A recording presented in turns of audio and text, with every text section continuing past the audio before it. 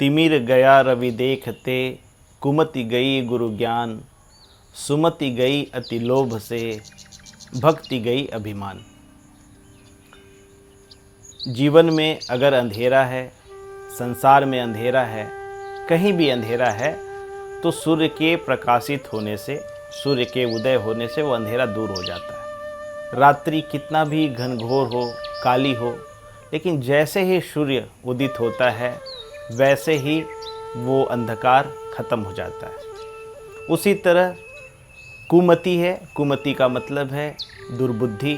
हमारे मन में किसी भी तरह का द्वेष है, हमारे मन में किसी तरह का विकार है, हमारे जीवन में किसी भी तरह की परेशानी है, या हमारी बुद्धि में किसी के लिए किसी भी तरह का कोई बुरे भाव है, तो वो गुरु के सानिध्य मिलते ही दूर हो जाता है। कुमति हमें सन्मार्ग पर जाने से रोकती है। अगर हमारे जीवन में कुमति आ गई है तो आप समझिए हमारा जीवन व्यर्थ हो जाएगा। उसको सही करने का एक अच्छा माध्यम गुरु है। कबीर साहब ये बताना चाहते हैं कि जिस तरह से अंधकार को दूर करने के लिए सूर्य की आवश्यकता है, वैसे ही जीवन में कुमति को हटाने के लिए, बुरे भाव को हटाने के लिए, बुरे विचारों को हटाने के लिए गुरु की आवश्यकता है। कबीर साहब गुरु की जो उपमा है या गुरु का स्थान है वो सूर्य से तय करते हैं। फिर कबीर साहब कहते हैं सुमति गई अति लोभ से। अगर आपके जीवन में लोभ है, लोभ किसे कहते हैं? जितना है उससे ज़्यादा पाने की इच्छा करना।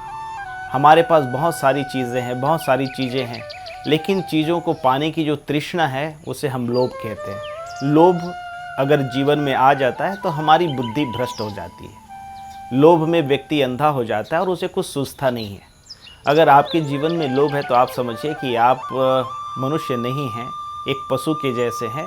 तो पशु से मनुष्यता की ओर आने के लिए हमको लोभ को दूर करना होगा। लोभ क्या करता है? हमारी सुमति को, अच्छी बुद्धि को, सुमति क्या करती है?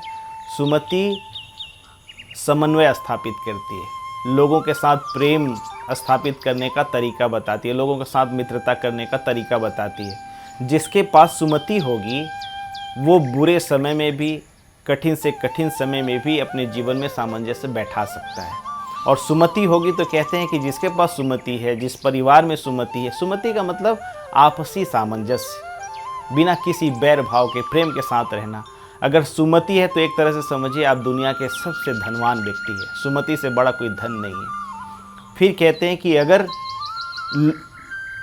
आप भक्ति करना चाहते हैं तो भक्ति के लिए क्या करना होगा? हमें अभिमान को हटाना होगा। अभिमान का मतलब क्या है? जब मेरे अंदर मैंपन का भाव आ जाएगा तो आप भक्ति से दूर हो जाएंगे। भक्ति में भक्त और भगवान का जो आपसी संबंध है वो प्रेम पर आधारित है। वहाँ किसी भी तरह का अहम नहीं है। अगर भक्त के अंदर अहम हो जाएगा तो अपने आप को समर्पित कैसे करेगा? अपने आप को समर्पण कैसे करेगा? भक्ति का मतलब ही है शरणागति। शरणागति कहने का मतलब क्या है? शरणागति में हम अपने आप को, अपने इष्ट को सौंप देते हैं। तो सौंपना क्या है? इस तन को सौंपना है। आप सब मंदिर में जाते होंगे, देखा होगा आप लोगों ने कि हम जब मंदिर जाते हैं तो वहाँ साष्टांग दंडवत करते हैं।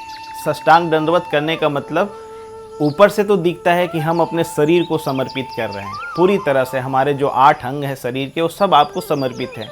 लेकिन सबसे बड़ी चीज़ जो समर्पित करना है वो है मन। मन का समर्पण तब तक नहीं हो सकता जब तक हमारे जीवन में अभिमान है।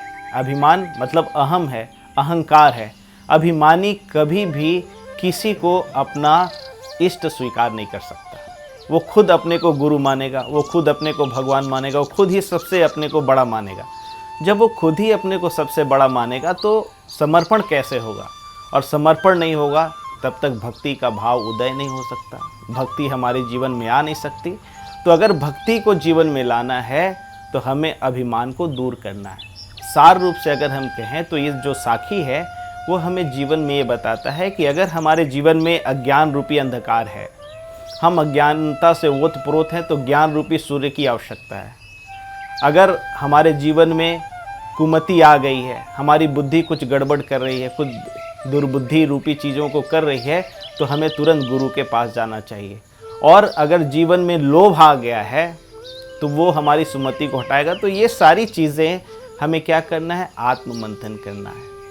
आत्ममंथन करके हमें देखना है कि कहीं ऐसा तो नहीं कि हमारी सुमति को नुकसान पहुंचाया जा रहा है या हमारी जो भक्ति का भाव है वो दूर हो रहा है। अगर ऐसा जीवन में है तो हमें उसका समाधान खोजना चाहिए, विवेक करना चाहिए, चिंतन करना चाहिए।